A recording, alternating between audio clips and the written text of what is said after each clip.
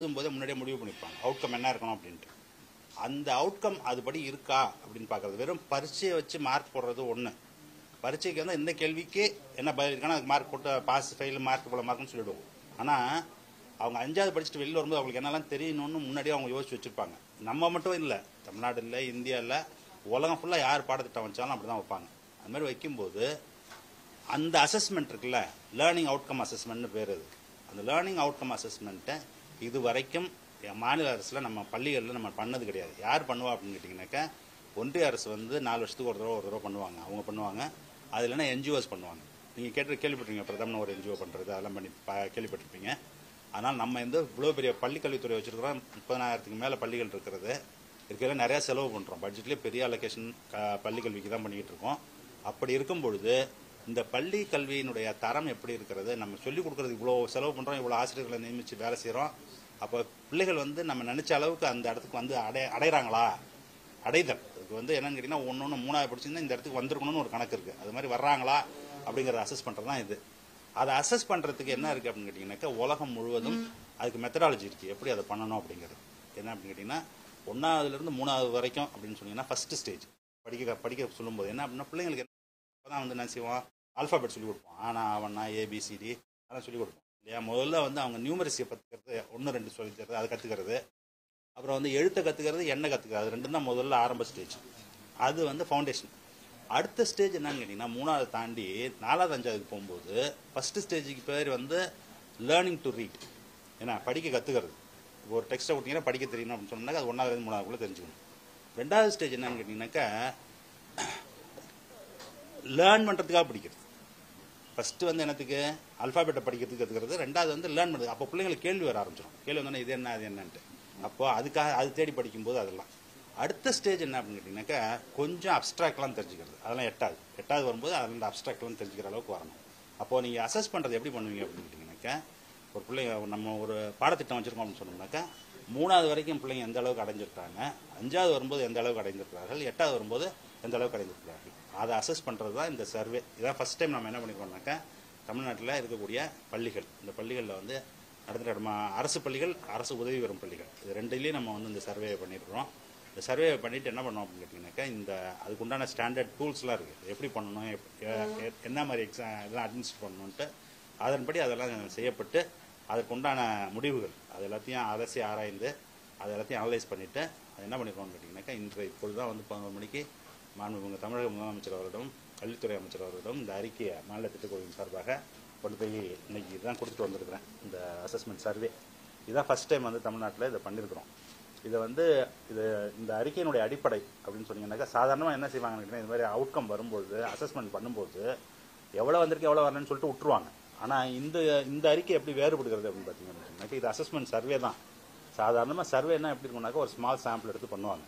ஆனால் இதில் என்ன பண்ணிடுவாங்க கேட்டிங்கனாக்கா, 9 லட்சத்துக்கு மேற்பட்ட குழந்தைகளை வந்து சர்வே பண்ணியிருப்பாங்க. இதில் 3ஆம் கிளாஸ்ல 5ஆம் கிளாஸ்ல 8ஆம் கிளாஸ்ல கூட 9 லட்சம் பிள்ளைங்க இருக்குது. ஏன் அவ்வளோ பேரை பண்ண வேண்டியிருந்தது அப்படின்னு கேட்டிங்கன்னா, இந்த சர்வே பண்ணும்பொழுதே இன்னொரு ஐடியாவும் இருந்தது. என்ன ஐடியா இருந்ததுனாக்கா, இப்போ நம்ம பள்ளிக்கல்வித்துறை செயலாளர் இருக்காங்க, அமைச்சர் இருக்காங்க. இப்போ இவங்க வந்து அடுத்தது இந்த அறிக்கையினுடைய அடிப்படையில் மேற்கொண்ட நடவடிக்கை எடுக்க வேண்டும் என்று சொன்னால், எந்த பள்ளிக்கூடத்தில் எங்கே டெஃபிஷியன்சி இருக்குது, எந்த கிளாஸில் இருக்குது, எந்த சப்ஜெக்டில் இருக்குங்கிறது அவங்களுக்கு தெரியணும். அப்போது கரெக்டாக அவங்க அதை கண்டுபிடிக்கணும் அப்படின்னு சொன்னாக்கா, அவ்வளோ பெரிய சாம்பிள் எடுக்க வேண்டியிருக்கு. அதனால் என்ன செய்ய வேண்டியிருந்ததுன்னு சொன்னாக்கா, தமிழ்நாடு முழுவதும் இருக்கக்கூடிய அரசு பள்ளிகள், அரசு உதவி பெறும் பள்ளிகள் எல்லா பள்ளியும் கவர் பண்ணியிருக்கோம். அதில் எல்லா குழந்தைகளையும் கவர் பண்ணலையே தவிர எல்லா பள்ளிகளையும் கவர் பண்ணியிருக்கிறோம். ஆனால் அந்த ஒவ்வொரு பள்ளியிலும் எடுக்கப்பட்ட ஆய்வு இருக்குல்ல, அது வந்து எதற்கு போதுமானது அப்படின்னு கேட்டிங்கன்னா, அந்த பள்ளியினுடைய தரம் எப்படி இருக்கிறது, அங்கே இருக்கக்கூடிய கல்வியின் தரம் எப்படி இருக்கிறது, அதுக்கு வந்து எந்த நம்ம அவுட்கம் என்ன வேணும்னு நினச்சோமோ அது வந்திருக்கிறதா அப்படிங்கிறத நம்மளால் ஸ்பெசிஃபிக்காக சொல்ல முடியும். அதே மாதிரி லேர்னிங் அவுட்கம்ஸ் பண்ணும்போது என்ன செய்வோம் அப்படின்னு கேட்டிங்கனாக்கா, இங்கிலீஷ் தெரியணும், தமிழ் தெரியணும், மேத்ஸ் தெரியணும், சோஷியல் சயின்சஸ் தெரியணும், அந்த மாதிரி வெவ்வேறு சப்ஜெக்ட்ஸ் இருக்குது. அந்த சப்ஜெக்ட்ஸையும் கவர் பண்ணியிருக்கோம். கவர் பண்ணி இந்த அசஸ்மெண்ட் நம்ம பண்ணியிருக்கோம். இந்த அசஸ்மெண்ட் எப்படி பண்ணணும், எவ்வளோ சாம்பிள் எடுத்துருக்கிறோம், அதுக்கப்புறம் வந்து அதனுடைய அவுட்கம் என்னவா இருக்குது அப்படிங்கிறது எல்லாத்தையும் உங்களுக்கு கொடுக்கக்கூடிய இப்போ வந்து ப்ரெஸ் ரிலீஸ் ஒன்று கொடுப்பாங்க. அதில் எல்லாமே அதில் டீட்டெயிலாக அதனுடைய அப்ஸ்ட்ராக்ட் அதில் எழுதிருக்காங்க, அதில் எழுதி கொடுத்துருவோம் உங்களுக்கு. சரியா? அதுதான் இன்னைக்கு கொடுத்த அந்த ரிப்போர்ட்டினுடைய சாராம்சம். இதில் வந்து என்ன கேட்டிங்கன்னா, ஒவ்வொரு எது வந்து நல்ல டிஸ்ட்ரிக்ட், எந்த டிஸ்ட்ரிக்ட்லாம் நல்ல பர்ஃபார்மன்ஸ் இருக்குது, எந்த பிளாக் பஞ்சாயத்து யூனியன் நல்லா பர்ஃபார்ம் பண்ணுது அப்படிங்கிறது முதற்கொண்டு எந்தெந்த சப்ஜெக்டில் நல்லா பர்ஃபார்ம் பண்ணுறாங்க, எந்த சப்ஜெக்டில் இல்லை அப்படிங்கிறது வரைக்கும் இருக்குது. அதில் அந்த டீட்டெயில்ஸ் அதில் இருக்குது. அது இல்லாமல் நான் ஏற்கனவே சொன்ன மாதிரி சப்ஜெக்ட் வைஸும் இருக்குது. இப்போ அதுபடி பார்த்தோம் அப்படின்னு சொன்னோம்னாக்கா எப்படி இருக்குன்னு கேட்டிங்கனாக்கா இங்கிலீஷில், தமிழில், சோஷியல் சயின்சஸில், என்வரன்மெண்டல் சயின்சஸ் அதில் எல்லாத்துலேயுமே வந்து பர்ஃபார்மன்ஸ் என்ன இருக்குன்னு கேட்டிங்கனாக்கா நாங்கள் எதிர்பார்த்ததை விட நல்லா சிறப்பாக இருக்கிறது. மேத்ஸில் மட்டும் கொஞ்சம் ஒரு தொய்வு இருக்கிறது. அதுவும் குறிப்பாக 8வது படிக்கக்கூடிய மாணவர்களிடமிருந்து ஒரு தொய்வு இருக்கிறது. அதற்கு காரணம் நாங்கள் யோசிக்கிறோம் என்ன பண்ணுறோம் அப்படின்னு கேட்டிங்கனாக்கா அந்த கோவிட்னால பாதிக்கப்பட்டு அந்த பள்ளி 2 வருஷம் நடக்கல. அதற்காக அந்த சமயத்தில் அந்த உண்டான கேப் இருக்குல்ல, அது இன்னும் பிரிட்ஜ் பண்ண முடியல நம்மளால். இதுக்கு வந்து இல்லம் தேடி கல்வி நடத்துகிறோம், எல்லாம் நடத்திருக்கோம். அதோட நம்ம பார்க்கும்பொழுது இது வந்து நல்லா தான் இருக்குதுன்னு நம்ம சொல்லலாம் அந்த இழப்புக்கு பிறகு. ஆனாலும் குறைவாக இருக்கிறது. அப்பொழுது இப்போ நாங்கள் இந்த அறிக்கையினுடைய அடிப்படையில் இவர் வந்து இப்போ நம்ம பள்ளிக்கல்வித்துறை செயலாளரும் அமைச்சர் அவர்களும் என்ன செய்வாங்கன்னு கேட்டிங்கன்னா இந்த அறிக்கையை எடுத்துக்கொண்டு எங்கே வந்து இதுக்கு உண்டான ஸ்ட்ராட்டஜி என்ன பண்ணணும்னா அதை வந்து இந்த தரத்தை இன்னும் உயர்த்தலாம் அப்படிங்கிற முடிவுக்கு அவர்கள் வருவார்கள்ங்கிற நம்பிக்கையோடு இந்த அறிக்கையை வந்து கொடுத்துட்டு வந்துருக்கோம். முதலமைச்சர்கிட்ட எதுவும் டீட்டெயிலாக சொல்லியிருக்கோம். என்ன சொல்லியிருக்கோம்னா இதெல்லாம் நாங்கள் பார்த்துருக்குறோம், இதாங்க நடந்துகிட்டு இருக்கு அப்படின்னு சொல்லிட்டு.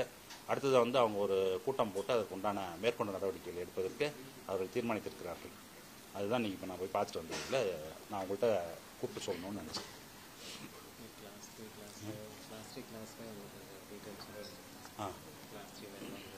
இப்போ 3வது வகுப்பை பொறுத்த வரைக்கும் என்ன பண்ணியிருக்கோம் அப்படின்னு கேட்டிங்கனாக்கா மொத்தம் 36,829 பள்ளிகள். அதில் 3,08,701 ஸ்டூடெண்ட்ஸை வந்து நம்ம அசஸ் பண்ணியிருக்கோம் இந்த சர்வேக்காக. அதே மாதிரி 5ஆம் வகுப்பு அப்படின்னு எடுத்துக்கிட்டிங்க அப்படின்னு சொன்னீங்கன்னாக்கா 5ஆம் வகுப்பும் அதே மாதிரி 36,829 பள்ளிகள் இருக்கிறது. அதுலேயும் வந்து 3,43,270 மாணவர்கள் மாணவிகள் அவங்கள எடுத்துருக்குறோம். அடுத்தது வந்து 8வது வகுப்பு அப்படின்னு சொன்னீங்கன்னாக்கா அது 16,354 பள்ளிகள். அதுலேயும் 3,28,370. ஒவ்வொரு வகுப்புலையும் பார்த்தீங்க அப்படின்னு கேட்டிங்கனாக்கா மிக குறைவாக ஒவ்வொரு பள்ளியிலையும் வந்து 20 மாணவர்கள் எதில் இருப்பாங்கன்னு கேட்டிங்கனாக்கா 3வது படிக்கிறதில்ல, 20 மாணவர்களோ மாணவிகளோ 5வது படிக்கிறவங்க இல்லை, 30 மாணவர்கள் வந்து 8வது படிக்கிறவங்க. அதுதான் வந்து நம்ம எடுத்துக்கக்கூடிய சாம்பிள் ஒவ்வொரு ஸ்கூலுக்கும். அந்த சாம்பிளை எப்படி டிசைட் பண்ணோம் அப்படின்னு கேட்டிங்கனாக்கா சும்மா அங்கே போய் அவனை முன்னாடி வர்றவன் பின்னாடி வரவங்களாம் குட்டிலாம் கேட்கறது இல்லை.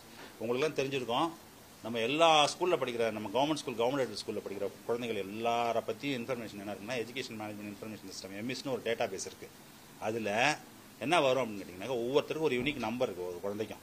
இப்போ சாம்பிள் சர்வேக்கு போகும்பொழுது கரெக்டாக அரை மணி நேரம் 10 மணிக்கு ஆரம்பிக்க போகிறாங்க, அந்த எக்ஸாம் நடத்த போகிறோம்னு சொன்னாக்கா 9:30 மணிக்கு என்ன வரும்னு கேட்டிங்கனாக்கா எம்எஸ்லேருந்து ரேண்டமாக 20 ஸ்டூடெண்ட்ஸை செலக்ட் பண்ணி நீங்கள் லிஸ்ட்டு வரும். அந்த லிஸ்ட்டு வந்தோன்னா அந்த குழந்தைங்க அன்றைக்கி ஸ்கூலுக்கு வந்திருக்கான்னு பார்ப்பாங்க. 18 பிள்ளைங்க தான் வந்திருக்கு, 2 பேர் வரல அப்படின்னு சொன்னாக்கா மறுபடியும் அங்கேருந்து இங்கே சொன்னோம்னாக்கா இன்னும் 2 ரேண்டம் நம்பர்ஸ் ஜெனரேட் பண்ணி அங்கே வரும். அப்போது இந்த சாம்பிள் எப்படி எடுக்கப்பட்டிருக்குதுன்னு கேட்டிங்கனாக்கா கம்ப்ளீட்டாக சயின்டிஃபிக்காக ரேண்டம் ஜெனரேட்டட் தான். ரேண்டம் நம்பர் ஜெனரேட் பண்ணுவோம்ல அந்த பேசிஸில் தான் அதை எடுத்துருக்குறோம். அதே மாதிரி இந்த அதுக்கு பிறகு இந்த கொஸ்டின் நம்ம இந்த எஜுகேஷன் ரிசர்ச் சென்டர் இருக்குல்ல அவங்க தயாரித்த அந்த கொஸ்டினை அதை கொடுத்து அதை ஃபில் பண்ண சொல்லுவோம். அதை ஃபில் பண்ணுறதுன்னு எப்படின்னு கேட்டிங்கனாக்கா எல்லாம் ரவுண்டாக போட்டிருக்கோம். நீங்கள் அந்த பேங்க் வெர்ஷன்லாம் எழுதும்போது பார்த்துருக்கீங்களா, கையில் ஒரு பென்சில் இருக்கும், அதை வச்சு அதை ஷேட் பண்ணணும் எந்த கரெக்டான ஆன்சராக அதை.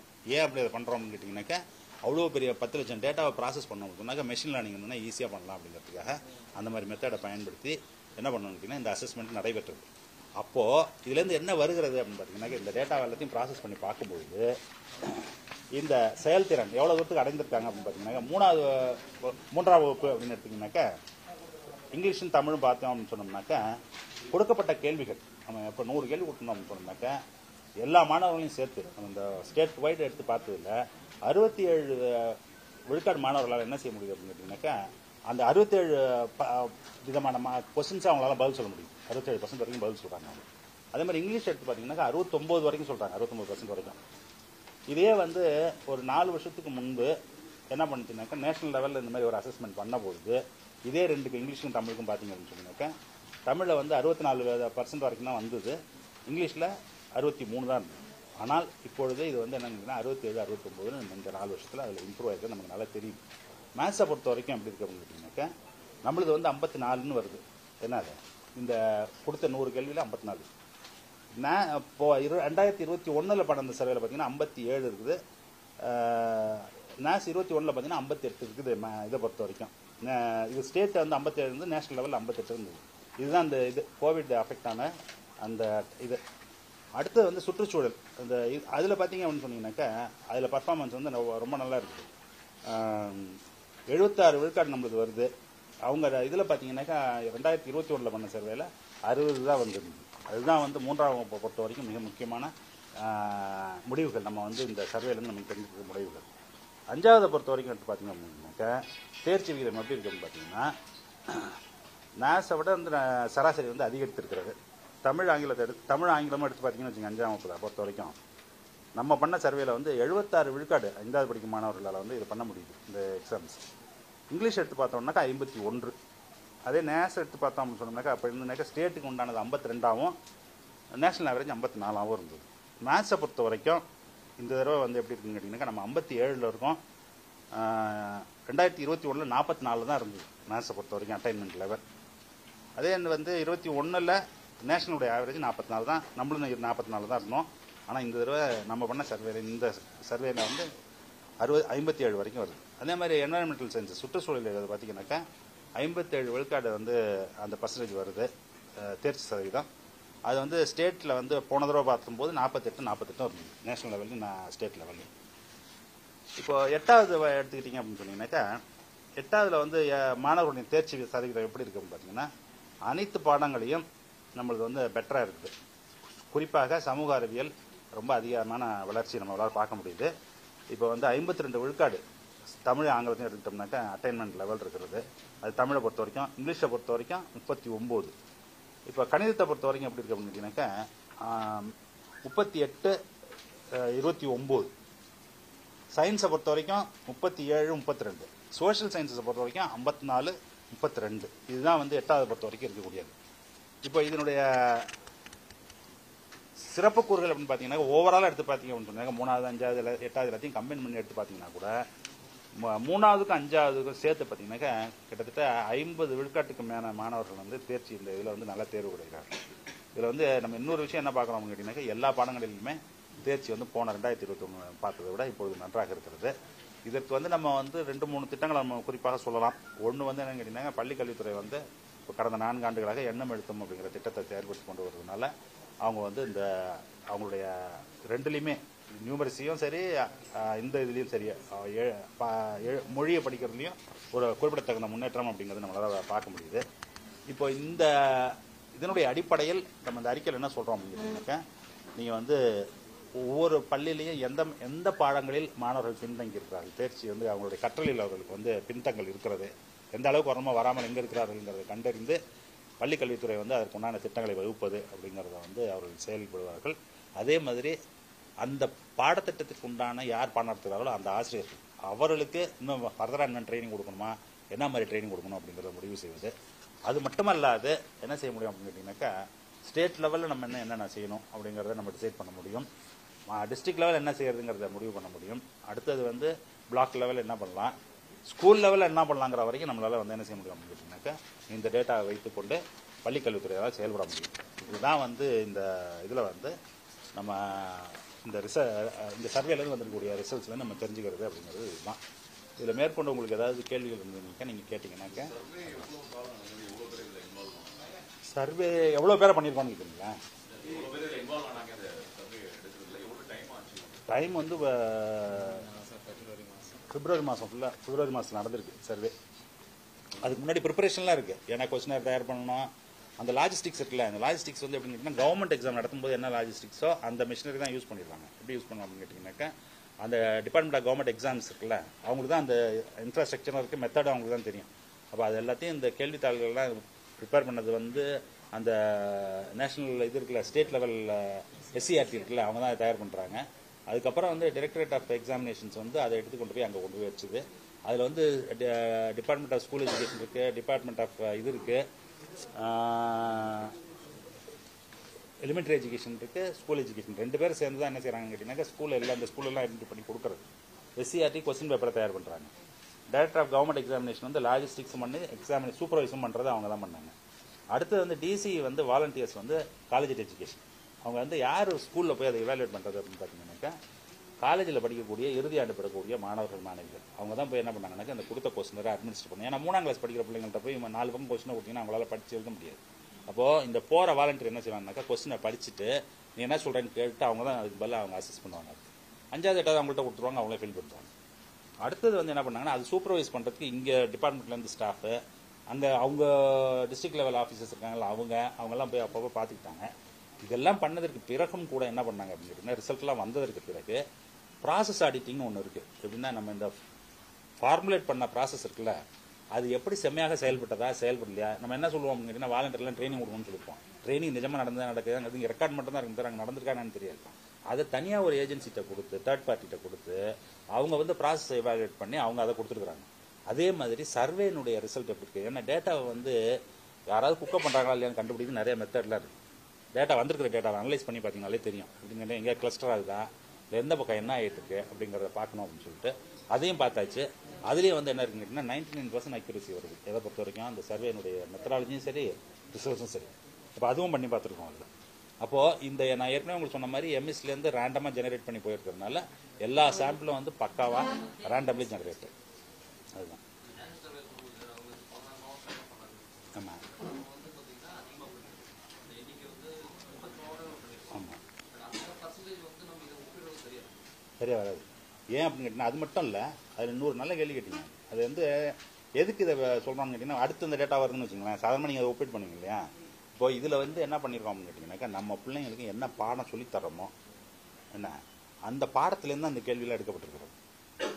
அவங்க வந்து என்ன செய்வாங்க அப்படின்னு கேட்டிங்கன்னாக்கா, நேஷனல் லெவலில் அவங்க பண்ணுறதுனால ஒவ்வொரு ஸ்டேட்லேயும் ஒவ்வொரு மாதிரி பாட புத்தகம் இருக்கும். ஒன்று தனித்தனியாக கொஸ்டின் போடாமல் மொத்தமாக அவுட்கம் என்ன இருக்குன்னு பார்க்கறதுக்கு அவங்க ஒரு அசஸ்மெண்ட் மெத்தட் வச்சுப்பான், அதை வச்சு பண்ணிடுவாங்க. அதனால தான் என்னன்னு கேட்டிங்கன்னா, இதையும் அதையும் நம்ம என்ன செய்ய முடியாது கம்பேர் பண்ண. ஒன்று இன்னொன்று வந்து என்ன அப்படின்னு கேட்டிங்கன்னா, நம்ம மாதிரி வந்து ரேண்டமாக ஜெனரேட் பண்ணுற சாம்பிள்ஸ் இருக்குல்ல, அது அவங்கள்ட்ட பண்ணுறதுல. அதை விட இன்னொன்று வந்துருக்கு, இன்னொரு இந்த என்ஜிஓ சர்வேலாம் இருக்குல்ல, அவங்க என்ன செய்ய ஸ்கூலுக்கே போகிறதில்ல, அவங்க வீட்டில் போய் பண்ணுறாங்க. அதனால் அதே இதையும் வந்து ஸ்ட்ரிக்டாக சொன்னீங்கன்னா கம்பேர் பண்ண முடியாது. ஆனால் என்னென்னா எல்லாம் லேர்னிங் அவுட்கம்ஸ் தான் ஜென்ரலாக அந்த லெவலில் சொல்லலாம். அதனால தான் இந்த அசஸ்மெண்ட்டில் இருக்கக்கூடிய டிஃபரன்ஸ் இதுக்கு அதுக்கான ஒரு டிஃபரன்ஸ் இருக்குல்ல. அதனால் ஸ்ட்ரிக்ட் சென்ஸில் சொன்னீங்க அப்படின்னா கம்பேரபிள், இன்கம்பேரபிள். ஆனால் லேர்னிங் அவுட்கம்னு ப்ராடாக சொன்னீங்கன்னாக்கா கம்பேரபிள். இல்லை 100 இருக்காது. ஒன்றுலையும் மொத்தம் வந்து இங்கிலீஷை பொறுத்த வரைக்கும் 10, என்ன தமிழை பொறுத்த வரைக்கும் 10, மேத்ஸை பொறுத்த வரைக்கும் 10, என்வாயர்மெண்டல் ஸ்டடீஸ் எல்லாம் சேர்த்து மொத்தம் 5.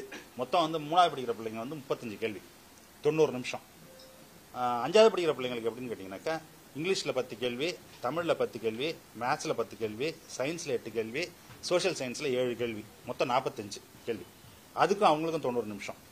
அதுக்குள்ளே அவங்க அதை செஞ்சு முடியாது. அது 100 நிமிஷத்தில் எவ்வளோ பண்ண முடியுதோ அதுதான் நம்ம பார்ப்போம். அதுக்கப்புறம் மார்க்கில் அவங்க வந்து இதை பண்ணியிருக்காங்களா பண்ணலையாங்கிறது மட்டும் தான், அவ்வளோதான்.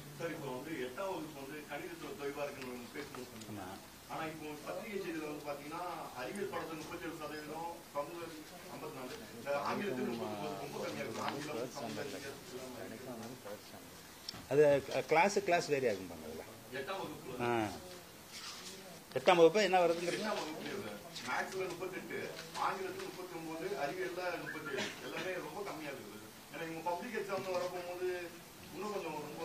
Class 8 with close examination students 50% Tamil, 38 in maths.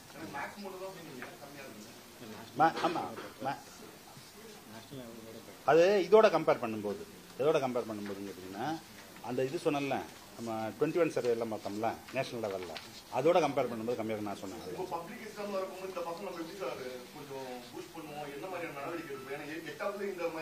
ஆமாம் ஆமாம். இப்போ என்னன்னு கேட்டிங்கன்னா, இது வந்து நம்ம ஆக்சுவலாக வந்து எக்ஸாம் கிடையாது இல்லையா. இது என்னன்னு கேட்டிங்கன்னா, பரீட்சையில் வந்து என்ன சொல்லுவோம், நீங்கள் சொல்கிறது வந்து ஏன் அது எதையும் கம்பேர் பண்ணக்கூடாதுன்னு சொல்கிறேன். நம்ம வந்து பாட புத்தகத்துலேருந்து கேள்வி கேட்டு நீங்கள் வந்து அதுக்கு உண்டான பதிலை வாங்கி அதுக்கு மார்க் போடுறோம், அதுதான் பரீட்சை.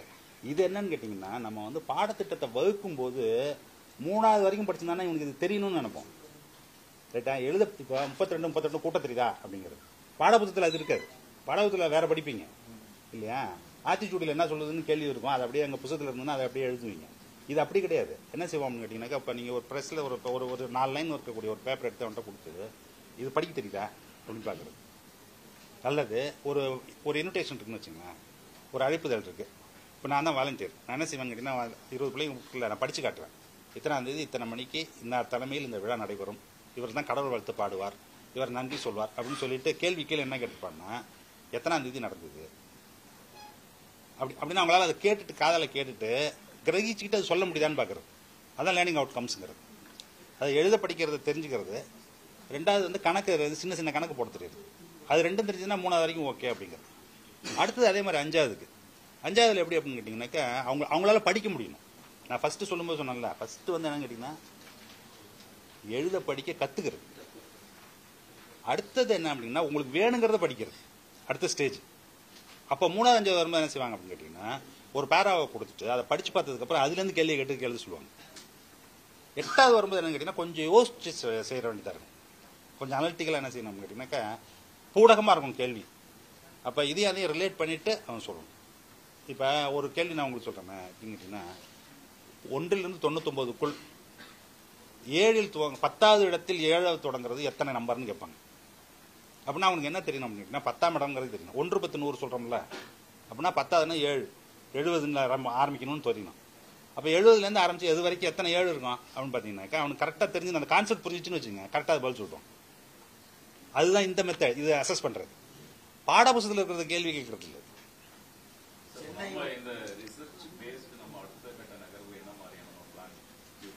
அது வந்து இவர் இப்போ உடனே பதில் சொல்ல முடியாது. ஏன்னு கேட்டிங்கன்னா இவர் அமைச்சர்கிட்ட போய் உட்காந்து பேசி முதலமைச்சர்கிட்ட பேசி அப்புறம் தான் அவர் பதில் சொல்ல முடியும். ஏன்னா அவங்க சொல்கிறது தான் இவர் செய்யணும். இவர் வந்து அவர்கிட்ட சொல்லுவாங்க நான் இதெல்லாம் செய்யலான்ட்டு, அவங்க முடிவு அவங்க தானே எடுக்கணும். அதனால் இன்றைக்கி தானே இப்போ அறிக்கை கொடுத்துருக்கேன்.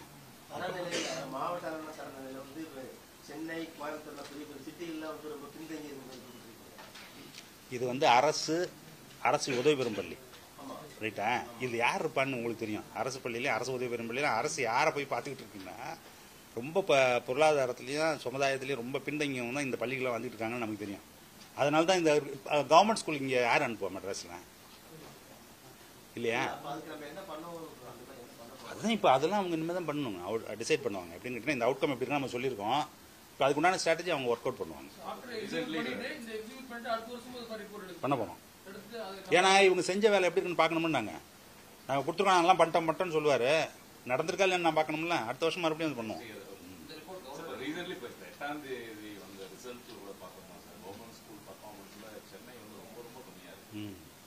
அதை நான் ஷேர் பண்ணுறேன். சென்னை எதுக்காக அந்த மாதிரி வந்திருக்குன்னு நான் ஷேர்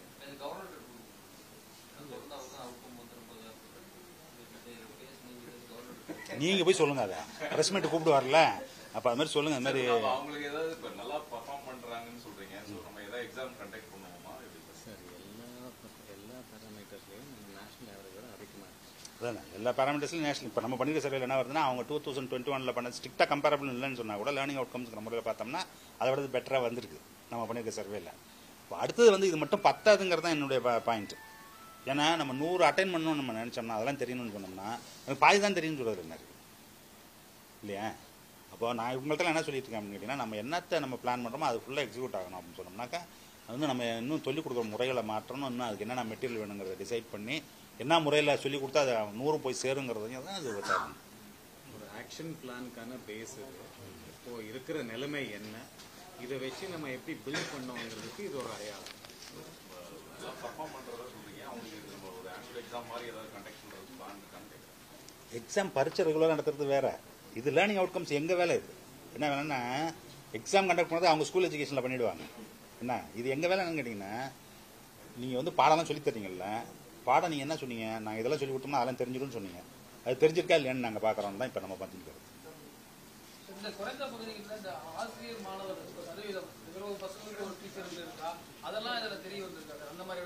அதெல்லாம் இவங்க தான் எனக்கு சொல்லுவாங்க. ஏன்னு கேட்டீங்கன்னா ஏன் அது குறைவாக இருக்குன்னு சொன்னோம்னா என்ன சொல்லுவாங்க அப்படின்னு கேட்டிங்கன்னா போதுமான அளவுக்கு ஆசிரியர்கள் இல்லை அப்படின்னா. நான் அதெல்லாம் பார்க்கல. நான் என்ன பார்த்துருக்கேன்னு கேட்டிங்கன்னா பாடத்திட்டத்தில் இது இருக்குது, இதெல்லாம் சொல்லி கொடுத்தோம்னா இதெல்லாம் வரும், நீங்கள் வந்திருக்கா இல்லையாங்கிட்ட மட்டும் அதில் அசஸ் பண்ணி சொல்லிடுவோம். பர்ஃபார்மன்ஸ் குறைவாக இருக்கிறது என்ன காரணம்னு ஏதாவது குறைவாக இருக்குங்கிறத நான் இவங்கள்ட்ட சொல்லிட்டேன்.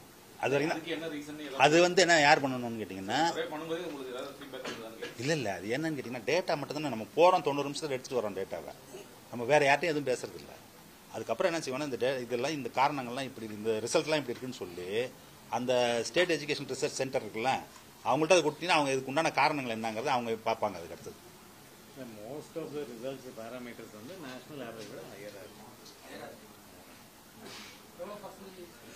ஒவ்வொருக்கு பேராமீட்டர் வேகன்சி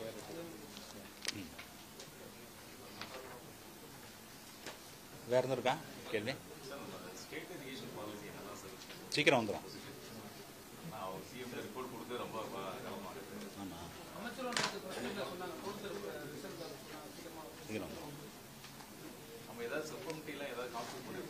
எப்படிங்க தனியா பேசி அது நீங்கள் அவர்கிட்ட கேட்குறது வந்து சரியில்லைங்கிறது. ஏன்னு கேட்டிங்கன்னா இல்லை பாலிசி டிசிஷன் கவர்மெண்ட் தானே எடுக்கணும்.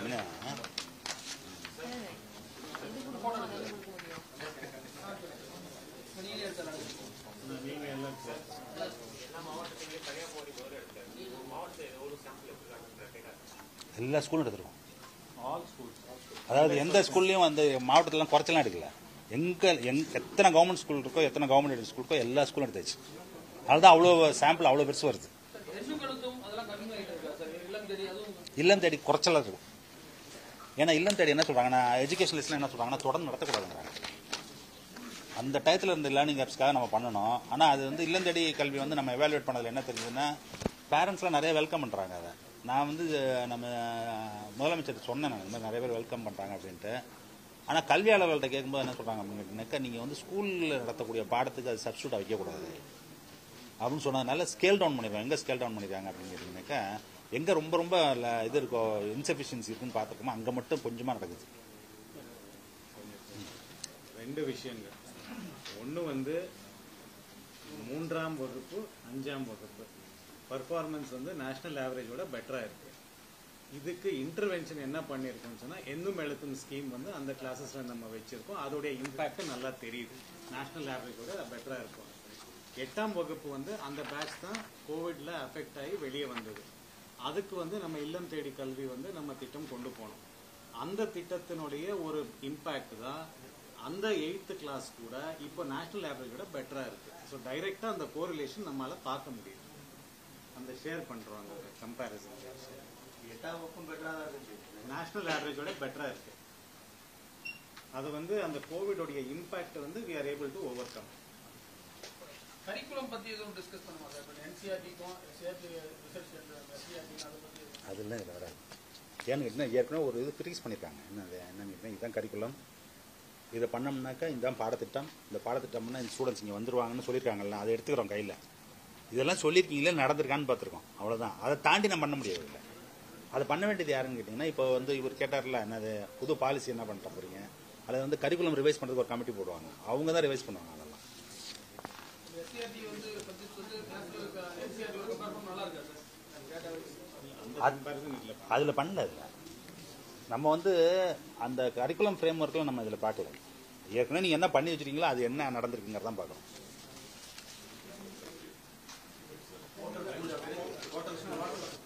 எவ்வளோ ஸ்கூல்ஸா மொத்தம்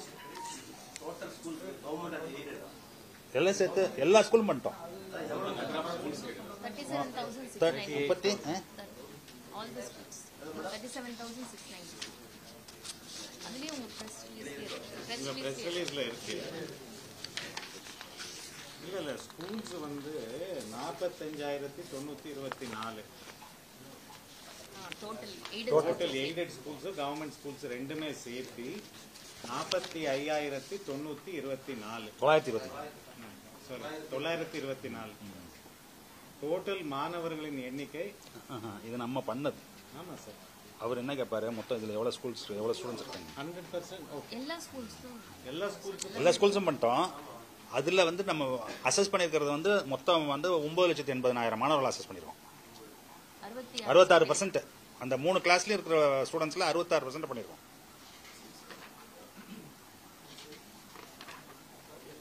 This part of it I think we can share. இது மட்டும் கடைசி எல்லாமே press release Graphics.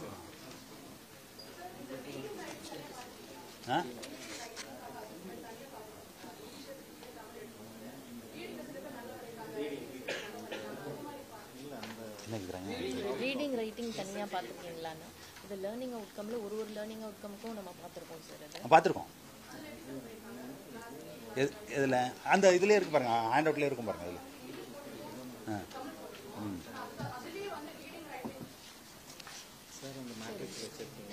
அதில் இது தானே இருக்கு, நான் வச்சிருக்கிறதுல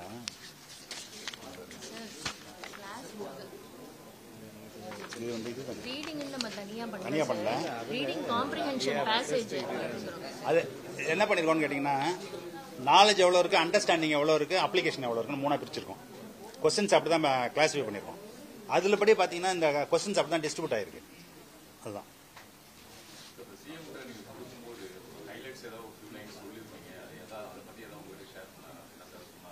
இவர்கிட்ட தான் கேட்டார் அடுத்து என்ன பண்ண போறீங்க.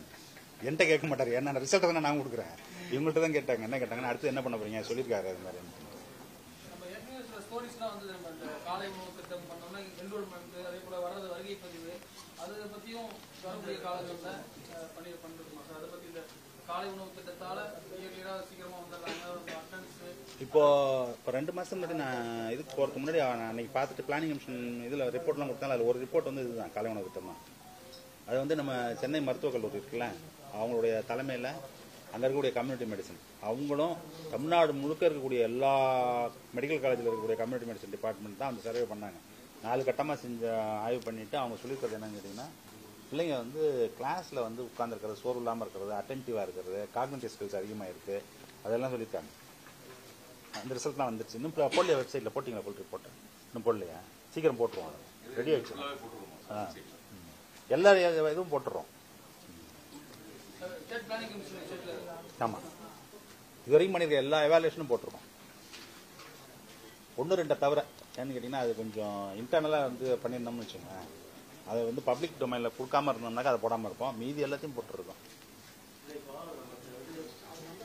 கவர்னர் வந்து தமிழ்நாட்டுடைய கல்வி புதுசாக இருந்தாலும் இப்போ அதை வந்து நம்ம வந்து என்ன அதுக்கு தான் ஸ்பெசிஃபிக்காக எடுக்கிறோம். இல்லை அதுக்காக எடுக்கல. ஏன்னு கேட்டீங்கன்னா டிபார்ட்மெண்ட் இவ்வளோ ரூபாய் செலவு பண்ணி நடத்திட்டு இருக்கோம், என்ன நடக்குதுன்னு நமக்கு தெரியணும்ல. சொன்னாங்க இப்போ வந்து அவரு ஒரு குற்றச்சாட்டு மோசமாக இருக்கு தமிழ்நாட்டில் வந்து தமிழே தெரியல இங்கிலீஷே தெரியலன்னு சொல்லி. அது அவர் சொல்றது இல்லை, அதுக்கு முன்னாடி வந்து அதாவது லேர்னிங் அவுட்கம்ஸ் சர்வே பண்ணுறது, எக்ஸாமின் பண்ணுறதுங்கிறது ரொம்ப காலமாக நடந்துகிட்டு இருக்கு. ரைட்டா? அவங்க வந்து அது பொலிட்டிக்கல் டூலாக அதை கையில் எடுக்கிறாங்க. சரியா? லேர்னிங் அவுட்கம்ஸ் புதுசாக இப்போ தான் கண்டுபிடிச்சிருக்காங்களா? இல்லையே, 2021 இருக்குது. அதுக்கு முன்னாடி 4 வருஷத்துக்கு பார்த்தீங்கன்னா இருக்கும். பிரதம சர்வே வருஷம் வரும். லேர்னிங் அவுட்கம்ஸ் வந்து என்னன்னு கேட்டீங்கன்னா அது part of the regular exercise. எப்படின்னா சிலபஸ் எப்படி ரிவைஸ் பண்ணுறோமோ, புது சிலபஸ் எப்படி உருவாக்குறோமோ, கொஸ்டின் பேப்பர் மெத்தட் எப்படி மாற்றுறோமோ, அது மாதிரி லேர்னிங் அவுட்கம்ஸை பார்க்கறதுங்கிறது இது பார்ட் ஆஃப் என்னது ப்ராசஸ். அது எஜுகேஷனல் பிளானிங் இருக்குல்ல, பார்ட் ஆஃப் த ப்ராசஸ். அது இல்லாட்டி இவ்வளோ டீட்டெயில் மெத்தடாலஜிலாம் எப்படி ஒர்க் அவுட் பண்ணிருப்பாங்க? திடீர்னு ஒரு நாளைக்கு ஒர்க் அவுட் பண்ண முடியாதுல்ல. சரியில்லை நான் சொல்ல, அவங்க மெத்தடாலஜி வேறங்கிறோம்.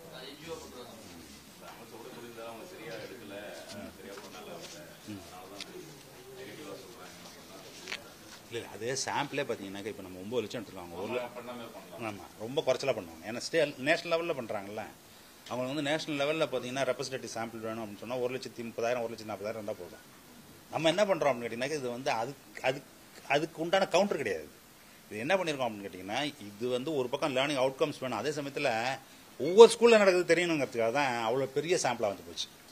இப்போ என்னன்னு கேட்டிங்கன்னா, இப்போ இவர்கிட்டையும் மேடத்திட்டையும் எப்படி இருக்கும் அப்படின்னு கேட்டிங்கன்னா, இந்த மாவட்டத்தில் இந்த பிளாக்ல இருக்க இந்த ஸ்கூல் எப்படி பர்ஃபார்ம் பண்ணுதுன்னு கேட்டிங்கன்னா அவங்க எடுத்துட முடியும் இந்த டேட்டாவில். அதுலேயே இருக்கு பாருங்க, அந்த அவுட்கம்லேயே இருக்கு பாருங்க, எதெல்லாம் வீக்காக இருக்குது எதெல்லாம் ஸ்ட்ராங்காக இருக்குன்னு அதிலே கொடுத்துருக்கோம் லிஸ்ட்டு. அரசு எல்லாம் அதாவது எங்கெல்லாம் வந்து கவர்மெண்ட் ஸ்கூல்னு இருக்கோ எல்லா கவர்மெண்ட் ஸ்கூலும் பண்ணியாச்சு. அதெல்லாம் முன்னாடியில் இருக்கும், எதெல்லாம் பின்னாடி இருக்குன்னு இருக்கு. கன்னியாகுமரிக்கு நெடுங்கால வரலாறு இருக்குல்ல கல்விக்கு.